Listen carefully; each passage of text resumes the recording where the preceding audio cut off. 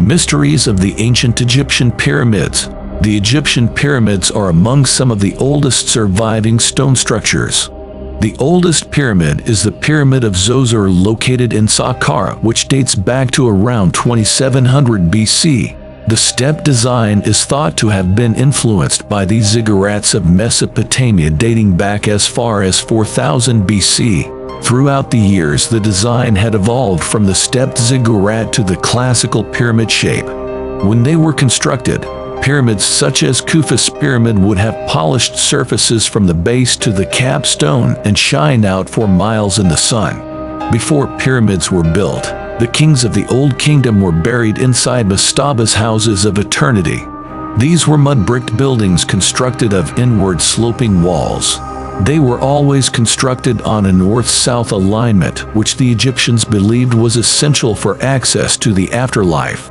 As with the pyramids, kings and queens of the Old Kingdom were buried with treasures and offerings. Tomb raiders would try to gain access to the burial chambers to steal gold and other valuable gemstones, jewelry, and any other offerings they could take. Because of this, the Egyptians devise us more and more elaborate designs for keeping tomb raiders out. How many pyramids did the Egyptians build? In 1842, Carl Richard Lepsius produced the first modern list of pyramids, now known as the Lepsius List of Pyramids, in which he counted 67.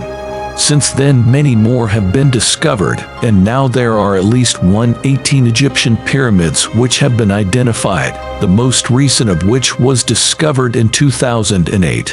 Why were the Egyptian pyramids built?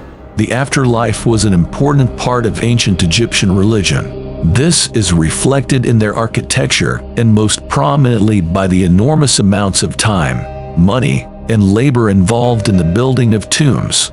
While it is generally agreed that pyramids were burial monuments, there is continued disagreement on the particular theological principles that might have given rise to them. One suggestion is that they were designed as a type of resurrection machine.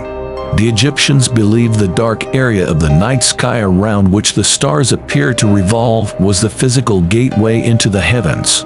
One of the narrow shafts that extend from the main burial chamber through the entire body of the Great Pyramid points directly towards the center of this part of the sky. This suggests the pyramid may have been designed to serve as a means to magically launch the deceased pharaoh's soul directly into the abode of the gods. What are the chambers in Egyptian pyramids? Pyramids often had many chambers and passageways hidden in their internal structure. The Great Pyramid has a king's chamber where the pharaoh was entombed, the queen's chamber, a lower chamber, a great gallery, and various ventilation and access tunnels. Other pyramids have false burial chambers to deceive and trick would-be tomb robbers. How were the Egyptian pyramids built? One of the largest mysteries surrounding the pyramids is the method of their construction. Estimates vary on the size of the workforce required, somewhere between 30,000 and 300,000, and recent evidence has shown that the vast majority of workers were paid. This would indicate a highly developed accounting system and hierarchical organization. Other sources show that the workforce was made not of the slave labor commonly assumed with building the pyramids, but of highly skilled artisans. How did the Egyptians transport such large blocks of stone to the top of the pyramid, or even on top of the previous block? Various strategies have been suggested, including a long straight ramp, progressively getting longer and narrower as height increased, zigzag ramps up one face of the pyramid, or ramps that wrap around the pyramid. Also, consider that summer temperatures in Egypt are 95-107 Farad 35-41 degrees C.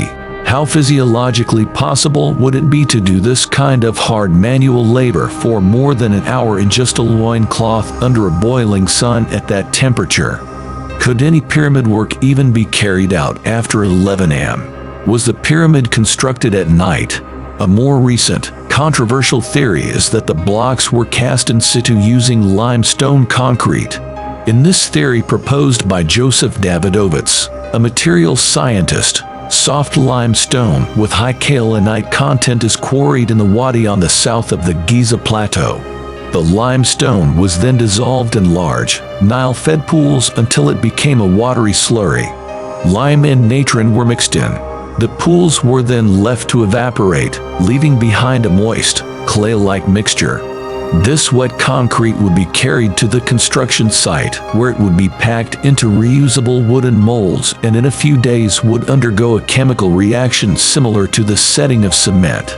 Proof-of-concept tests using similar compounds were carried out at a Geopolymer Institute in northern France, and it was found that a crew of 10, working with simple hand tools, could build a structure of 14, 1.3 to 4.5 ton blocks in a couple of days.